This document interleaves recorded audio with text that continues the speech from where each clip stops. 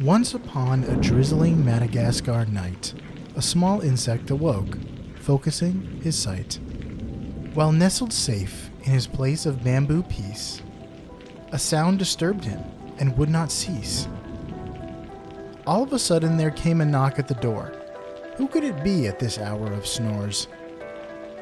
"'Tis some visitor," he said as he tucked back in. "You'd better stop this rude evening din." Just then, through a hole, came a serpentine digit. It grabbed up the bug without a fidget. The eye without even being offered tea, ate well in life, death, and taxonomy.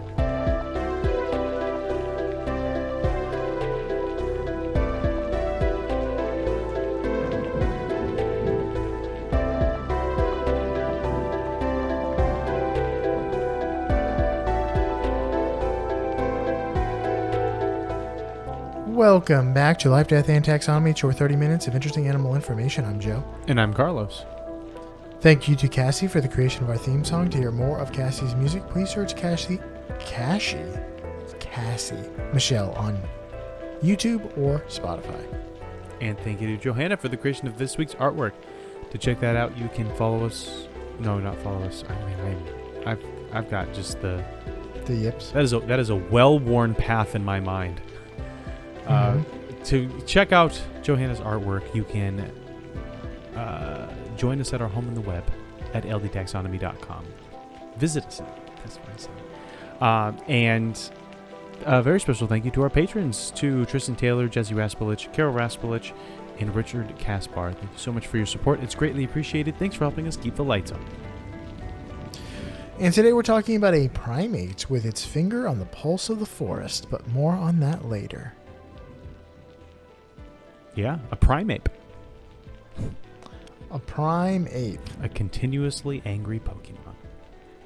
But yeah, I wrote a poem for this one. You wrote a poem for primate? for this intro? particular animal. It's been a while since we've had a promo. Or a promo. I think the kids like the poems. Man, we have a lot of kids' books, obviously, at home, and the best ones are the ones that are like a poem. They rhyme. And there's so few of them that do it and do it well. Like, it's not that hard to write something that rhymes and has, like, metered, like, stanzas or whatever. But when it doesn't rhyme, it's just so hard to read to a kid. Yeah, well, it's hard to write a poem. Or, I mean, it takes longer, at least. Sure, so yeah, but if you're trying to churn out some kids' books. There's only like 40 words in this book. Just put them together in a poem. It can't be that hard. Some of these books are there's so little like thought and writing going into them. I can't believe that the writer put their name on it. It's all just illustrations. Like, the illustrations are great, but it just says, going to bed, and then flip open the giant page. Grabbing my blankie, flip open the giant page. Tucking my teddy in. Like, who? You're putting yourself down as the writer for this one? Goodness gracious. Anyway. I think, I'm not sure. I think R.C. Sproul has rhyming kids' books, but I'm not sure. Like, reading The Little Engine That Could, which is a classic kids book, is painful, considering how it doesn't rhyme, it doesn't flow, and it repeats itself a lot. And there are a lot of words per page. Pokey Little Puppy. Does that I haven't rhyme? I haven't read that one. But something like the Pout Pout Fish, oh, that one's great. It flows really well. There aren't a lot of words per page, and it all rhymes. I gravitate towards those books because I can memorize them. Also, I've read them at this point probably 1,000 times because I read them to the kids every night for the last like 3 years. So it's almost 1,000 times. So I have them memorized, and it just the little blue truck. Anyway, we have gone off on a serious tangent. But what we are talking about is the I. Oh man, I didn't think about Crazy Train. I didn't think about Ozzy Osbourne. I probably could have thought of some sort of nickname having to do with that, but it's also known as the long-fingered lemur. That's just another name that it has, but we're gonna call it here Mr. Spindlemitz and Davy Jones, because it's a bad omen, marks people for death. People say "aye" around it, and it's ugly.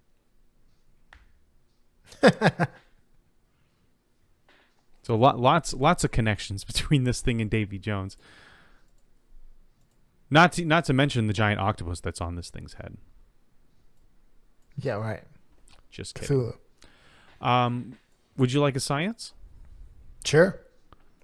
You're supposed to say aye. Ah.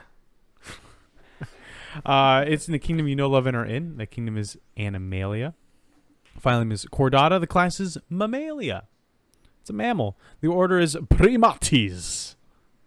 Primates. I keep wanting to say primate. I'm so used to saying that. This is a Pokemon. No, primate. The suborder is Strepsirrhono. The family is Dalbentonidae. The genus is Dalbentonia. And the species is Madagascarensis.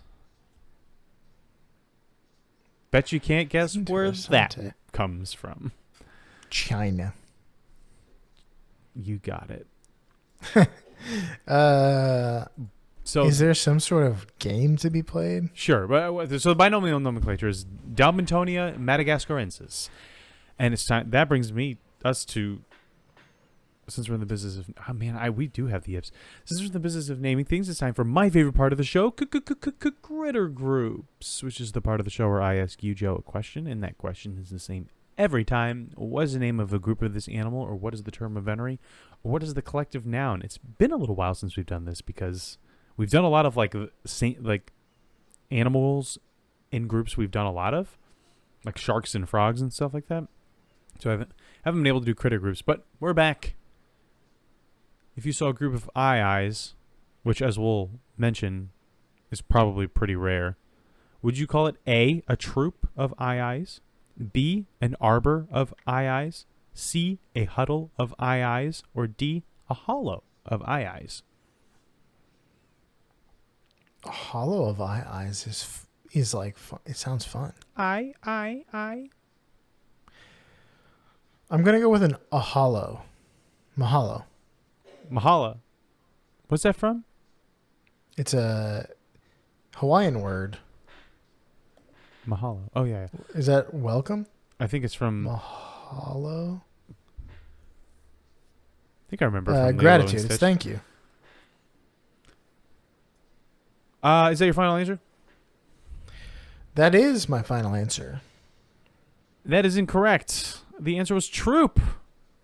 Like monkeys. Oh, yeah. A troop of monkeys. A hollow of eyes sounds intimidating.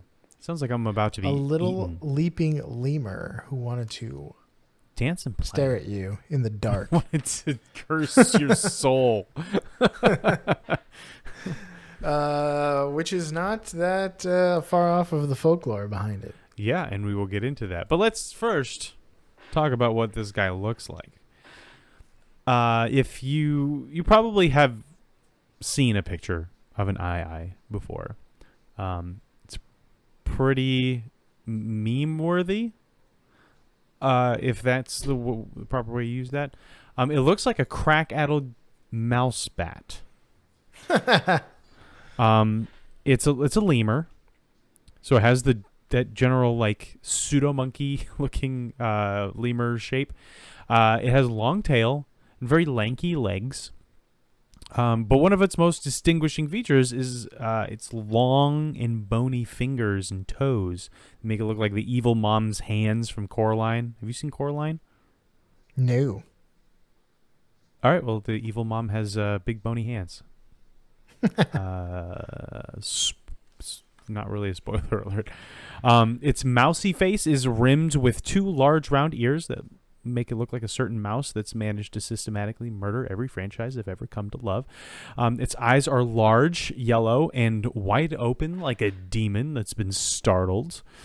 And its body is covered in coarse, wiry brown, silver, and black fur, so it definitely looks like something that would carry a village's children off at night, which is ripe for folk superstition, which we will see is the truth in a bit. But I'd say it's a pretty average-sized lemur, but I'll let you tell me how average-sized it is. Okay, welcome to the Blood Measure Up segment, the official listener's favorite part of the show. The part of the show when we present the animal size and dimensions in relatable terms through a quiz that's fun for the whole family. It's also part of the show that's introduced by you when you send in audio of yourself saying, singing, or chittering the words measure up into ldtaxonomy@gmail.com. We don't have a new measure up intro this week. Pooh. So I'm thinking we allow the eye itself to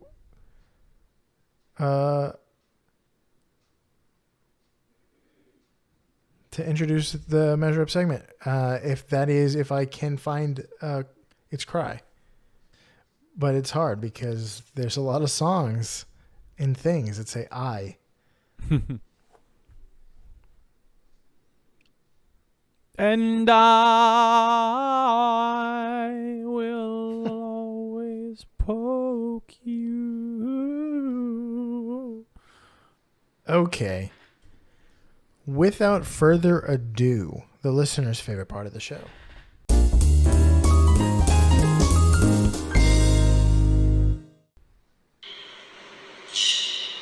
It's referred to as an EP. Oh my gosh. It's one of those videos where it's like, do you want to hear it sound? Well, you're going to have to hear talking before and after forever. Forever and ever, amen. Big chirp. It sounded like a little animal sound. Big echoey chirp. Mm-hmm. Well, let's talk length. They're 36 to 43 centimeters or 14 to 17 inches. How many longhorn beetle larvae go into the length of the eye? Here's a hint. The longhorn beetle is a black and yellow beetle of Madagascar, and its larva is a favorite food of the eye. It gets its name from its antenna, which can be longer than its total body length. I'm going to say this is an inch. So 17. 17? Yeah. Final answer? Mm-hmm. Well, the correct answer is 1.9 larva. The larva is between 0.5 to 22 centimeters. So there's a lot of variation, but on the upper end, it's 8.6 centimeters long. 8.6 inches long. Inches. So it's That's a big. What? An 8-inch long larva? How big is this beetle? It must be like a worm-like thing. And lose a lot of its mass, or just curl up or something? Because it can't. There's obviously no beetle that's 8 inches long. It really did surprise me. I checked the size. Like, I tried to find a picture of the larva. I could only find a picture of the beetle. But yeah, maybe 22 is the upper end.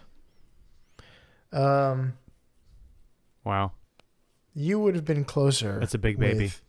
0.5 centimeters. The lower end. Let's talk about width. 2 kilograms or 4 pounds. You mean weight? 4 pound. Yeah, weight. Why did I write width? Because it starts with a W, and there's it's a an yips I. episode. They're 4 pounds. They're like a little baby. They're like a newborn. Like a preemie. Pretty small newborn, yeah. How many eyes would a fossa have to eat its weight in eyes? So you've seen the movie Madagascar, right? Yeah. and yet you still call it a fossa. Yeah. You're- What is it, a fossa? You're like I don't have a Madagascar accent. you're like Lando that she keeps calling him Han Solo. Like it's not his name. It's the fossa. It's not Fusa. I don't care who you are. It's an O. It's not a U. What are you saying it is? What? The animal? Fossa? The Fossa? fossa. Fossa. Fossa. We're both wrong. Fowsuh. Fossa. Fossa makes the most sense because it's spelled the same as like fossil. Mm-hmm. But, I mean, one O can make the oo sound, like who. Anyway. I learned that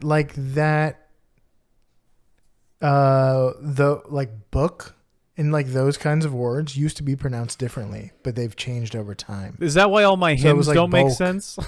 It was like, yeah. Is that why like it was like, oh, the sky up or he brings me to move by the power of his Louvre? Is that how they used to say it? Or maybe they said muv. I need to muv into Yeah, my that- parents' house. Dare you to muv. I dare you to muv. Uh, All right. Here's a hint. 4 pounds. The fossa is the eye's only natural predator. It looks like a cat, but it's not in the Felidae family. Instead, it's in a family of only 10 living species that are exclusive to Madagascar. Madagascar is a taxonomic nightmare. It's just everything there is its own thing. That's because it's a small island. That hasn't like figured out that marsupial isn't the best thing to be. It's an island that's big enough to have a lot of biodiversity on it, and it's also near the equator, so it's great for biodiversity. Wait, are there marsupials there? No, I'm thinking of Tasmania. Yeah, Tasmania has marsupials on it, right? Yeah, Madagascar is a lemur town. Everything there is a lemur. Yeah, islands are just ripe for weird animals, like Mm-hmm. Japan and Madagascar and Australia and Sumatra. Mm-hmm. I would say those things weigh about 30 pounds. Like a medium to small sized dog.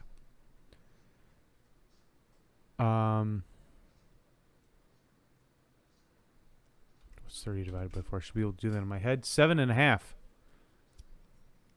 7.5 eyes go into Final answer? the Fausa. Dr. Final Fausa. final answer. Yes. The correct answer is 5.2. I don't think that's a The nursing school victory. the fossa is 9.5 kilograms or 21 pounds. I almost said 20, but nope. I've said it would have What is to that? be Is that a heavier. Maine Coon? Is that how big? Can a Maine Coon get that big? I don't know because I don't have one. I have one dog that's like 15 pounds, and then I have another dog that's 50. So that was how I based. And then I remembered what the Fusa looked like, or its size in comparison to the other animals in Madagascar, the movie, and that was the basis for my analysis. The Fausa. Fausa is like a little bit bigger, a couple more pounds than a Maine Coon, adult male Maine Coon.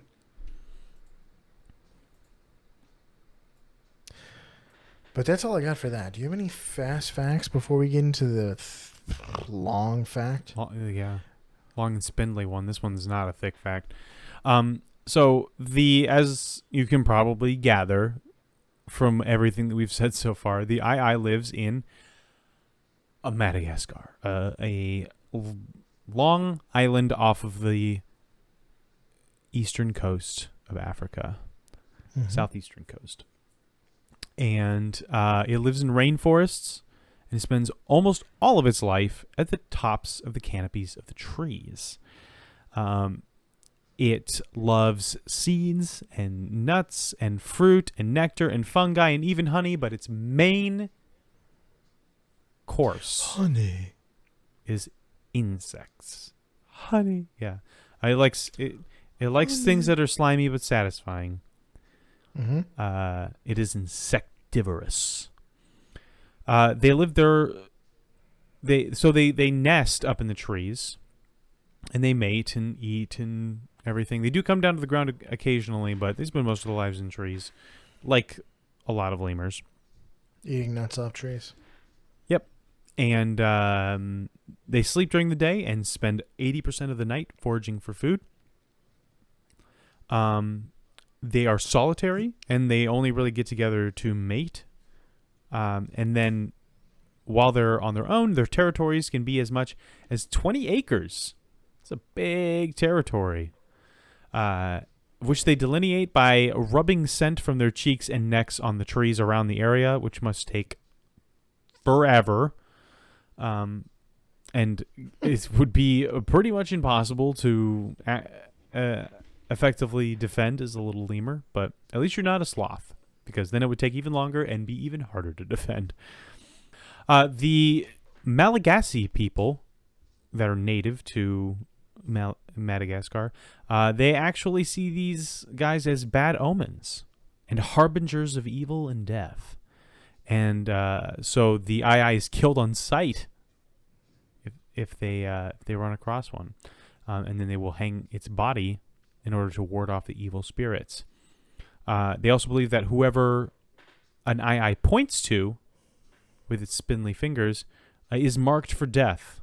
Hence why I mentioned the Davy Jones thing, the black spot and all that stuff. Some also believe that the eye sneaks into homes and punctures people's aorta artery to kill them. So, you look at this thing and it definitely looks like a malevolent spirit. So yeah, it really just lends itself to folklore and superstition. Unfortunately, it's leading to a kill on sight order for an endangered species, which doesn't make sense to me. I'm thinking, like, if you think something's like a evil spirit of the forest, I don't want to go near it. I definitely don't want to kill it. Then the forest will be mad at me. They don't think that it is an evil spirit of the forest. They think it is a harbinger for evil. So it's like a black cat. So you're gonna kill the messenger of evil?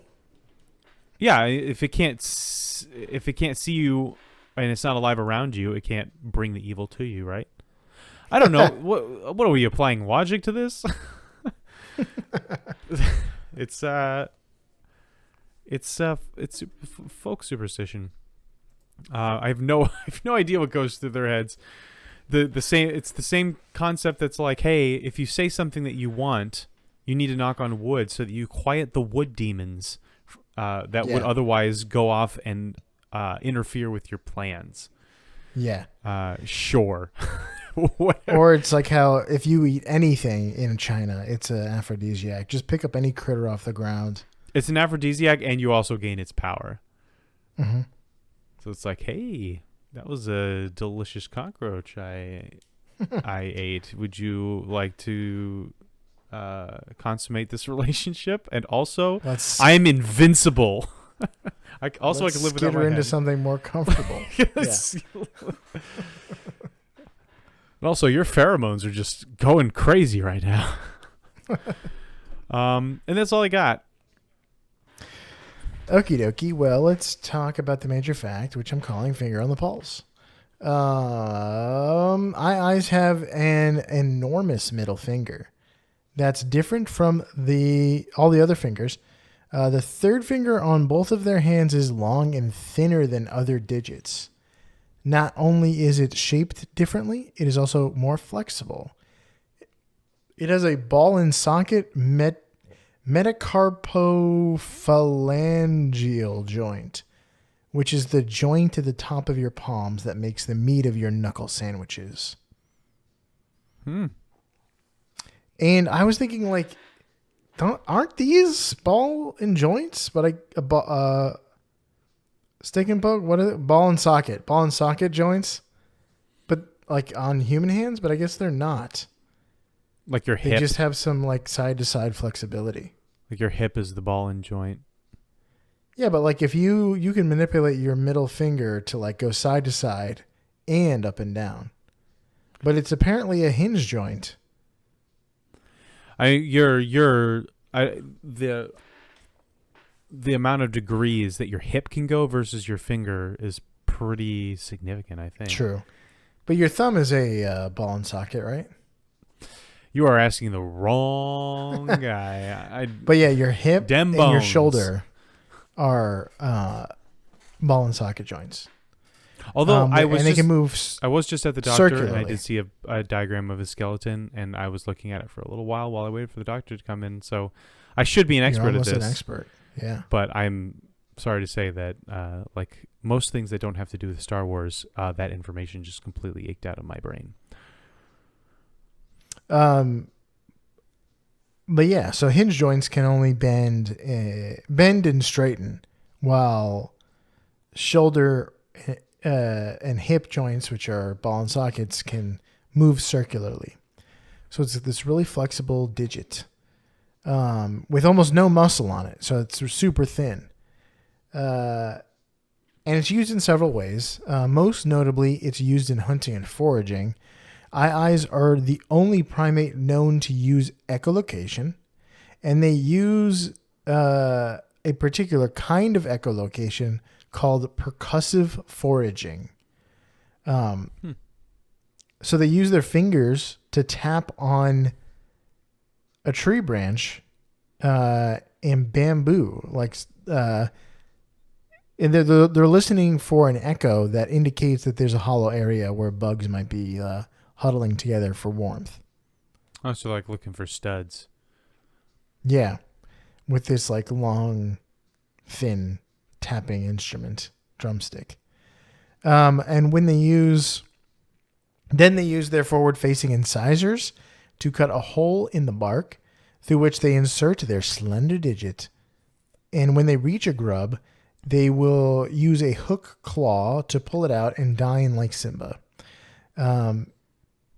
They may also use their fourth finger, which is also really long, but it has more muscle on it. It's more like a traditional finger for them. Sometimes they'll use that to like reach in and pull out the grubs. But if it's too thin, then they'll use the thin one. I was listening to some video that were like, oh, they just tap with the thin finger and then they reach in and pull out with the middle regular big finger, which I don't think is true, because I've seen go watch any video of these guys and they're using this nasty little sickly thin finger to reach into the little holes. It's like they have an Allen wrench set on their hands. Yes. And they're just like, oh, this one's too big. Go for the smaller one. Yeah. You got the right tool for the job.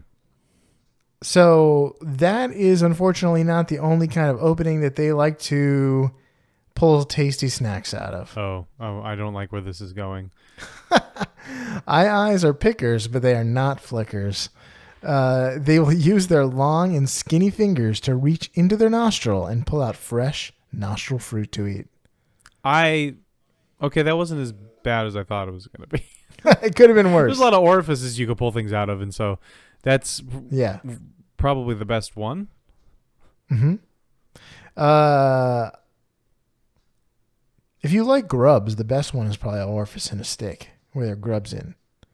Oh, I mean, like, yeah, of your own. No, I know the best orifice to reach and pull stuff out of. A Pringles can. Yeah. That's the best. I wouldn't call it an orifice. I was just going to say, like, the icebreaker side that says, like, to share or not to share. Like, that's a pretty good thing to pull some things out of. But still, again, yeah, orifice is just not the word I would use for those tasty treats. Or those tiny M&M tubes. Mm-hmm. So I don't. according to our, Wait. You pull things out of the tiny M&M no, tubes? it's too small. No, you drink that. You drink it. You drink it like a normal person.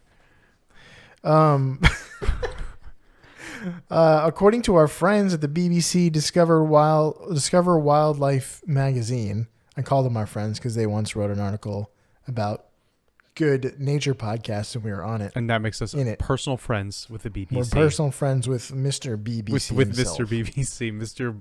Bartholomew. Big British Charles. Oh, that's much better. Or British Bartholomew Charles. Maybe that works. Oh, no, Big British Charles. Yeah, that's it.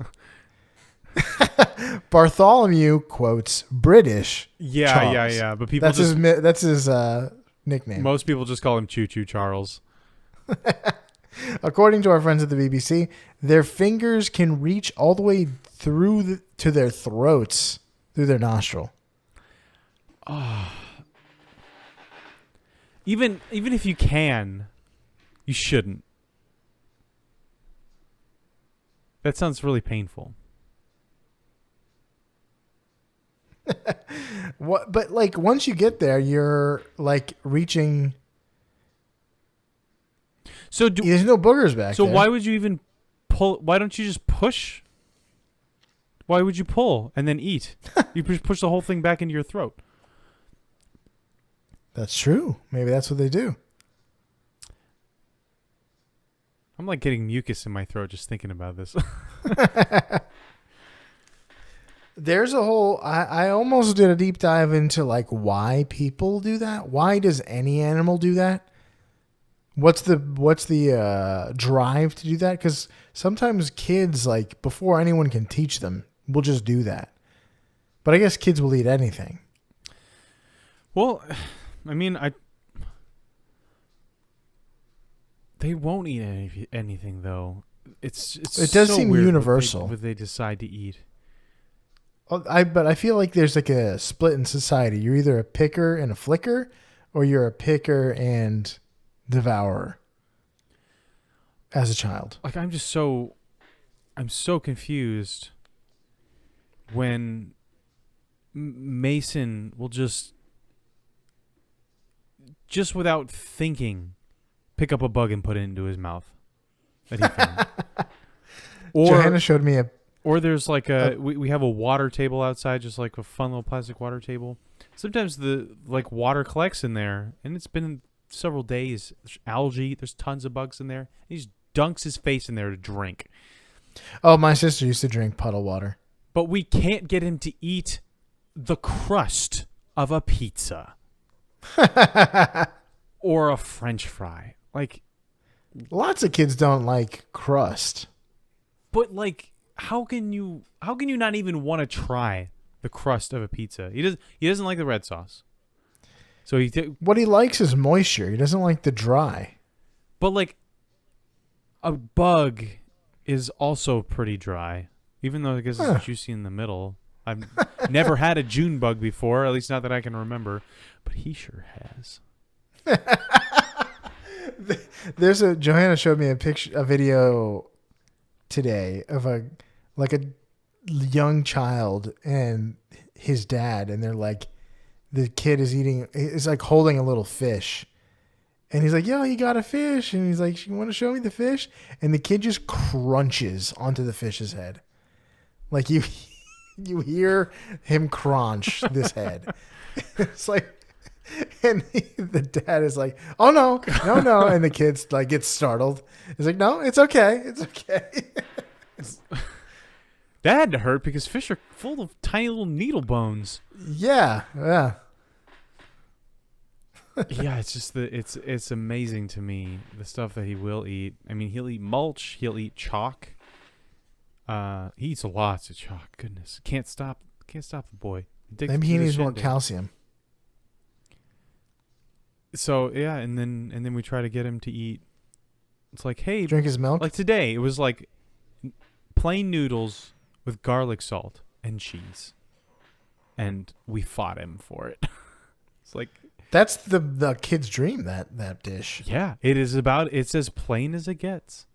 Maybe he doesn't like carbs. Maybe he's a protein guy. Oh, I wish, but he has not liked any meat. Well, he's like, Dad, the most efficient protein is insects. What are you doing? Let me eat the June bugs. Is that the most efficient protein? I feel like the most efficient protein Yeah. would be like a ribeye. No, pound for pound, insects are more efficient protein wise. I mean, I have seen Snowpiercer, so I do know that.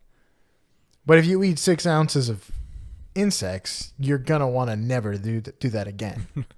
But you will have had a lot more protein than if you had 6 ounces Yeah. of sirloin. Yes. I mean, I can't imagine it tastes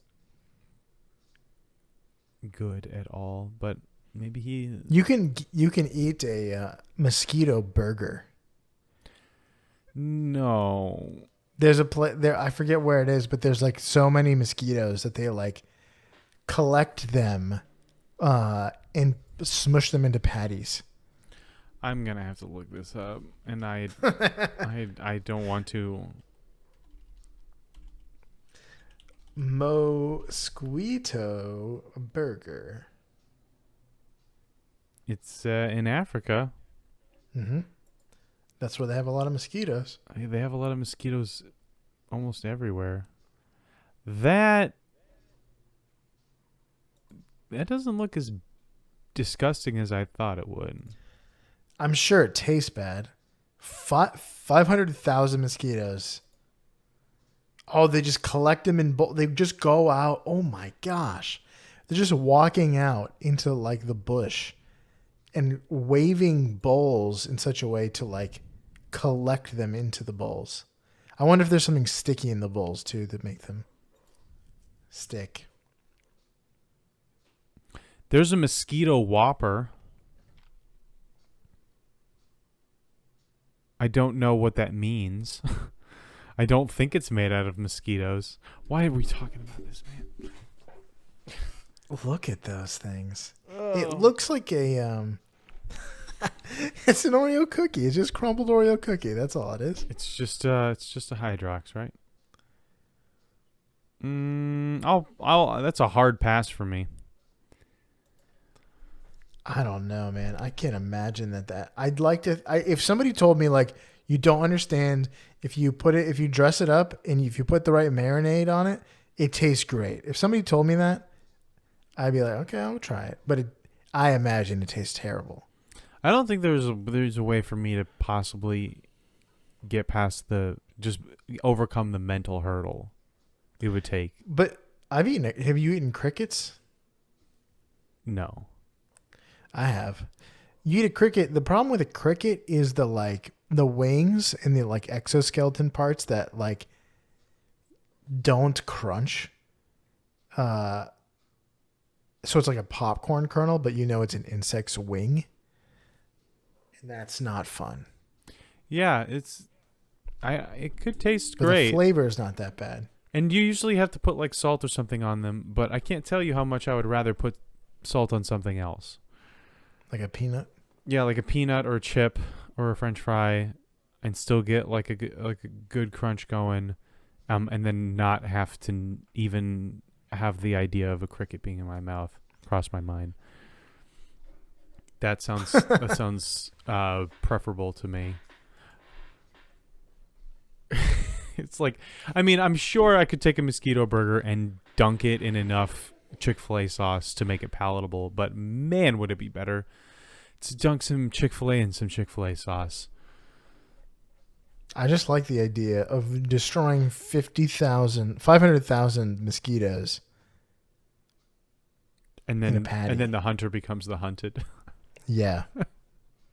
They give all these Africans malaria. And guess what? Now you're a burger. You're 1/500,000th of a burger. So here's my question. How does it still not transfer malaria? Also, they grill it. There's a good chance that many of those mosquitoes are females, and females are the ones that suck the blood. and they have recently fed off of you or the person next to you or someone around you. Mhm. So malaria or any other blood or sexually transmitted disease that a mosquito could transfer is now just delightfully baked into your burger patty. Well, This is I like think making a patty out of rats. Like malaria no. is a bacteria, and I think you can cook. Maybe you can just kill it with cooking. Okay. What about AIDS? I don't know. I don't know if you can eat a cooked mosquito and still have it transfer something like AIDS. It's a virus. Yes. There's also the extra mental hurdle of blood, like other people's blood. True. E. coli is a bacteria, and I think it's resistant to cooking. Yeah, man, there's so many red flags. This just screams not E. a good coli idea. can be killed by cooking food properly. Well, guess what? I don't have one on me right now, so we don't have to do it. We don't have to do it right now. Maybe in the future, in the apocalypse, we'll have to eat more. Consider mosquito burgers, but right now we can just have a chicken nugget Or a regular burger. But you know who would love a mosquito burger is an eye. They might. Although I don't know. They might not. I'm sure they would love mosquitoes if They're more into the grubs. They like it juicy. They like it slimy and satisfying. but that's because a mosquito doesn't really even make a mouthful. And they're not equipped to catch them like a bat is. So, I'm sure if you handed them a clump of mosquitoes, they'd be like, "Oh, finally I get to try this thing everybody's been talking about." They just opened up a place down the street. It's a gusher. Oh, but there's no it's GUSHR. It's just it's like those modern Tumblr. Yeah, it's like Tumblr, yeah. All right, let's let's think about things that are true and honorable and just and lovely and pure and commendable instead of this. Do you have anything else? That's all I got. All right, that was the I. So for you out there in Podcastia, keep your eyes disturbingly wide open. Give your food the finger and scrounge around in your orifices like the I here in Life, Death, and Taxonomy.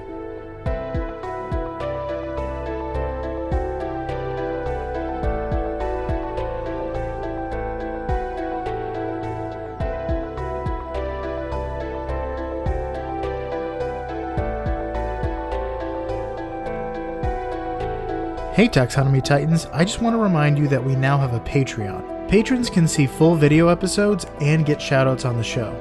But ultimately, it's a way for you to help us cover some costs and get even better.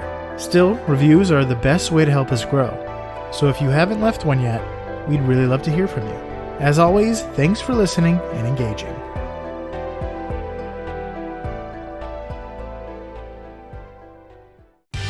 Life, Death, and Taxonomy is my favorite in the world podcast.